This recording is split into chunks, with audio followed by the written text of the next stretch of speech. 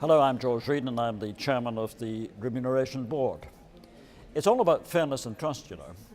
It's about the fairness of members' salaries and allowances to do the job, not excessive, about value for money, and it's trust that the members of the Assembly and their staff are delivering for you, the people of Wales.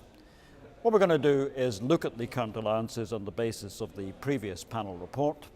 We're going to look at how these apply against hard times for Wales in the next 4 years, and we'll make our recommendations by the end of February next year. That allows everybody to know what the score is before the Assembly elections in May. If you've got something to say, there's a link on the website, Write to Me.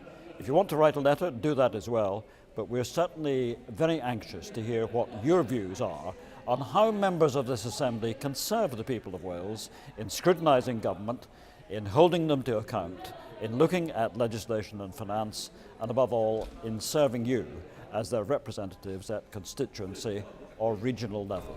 I look forward to hearing from you.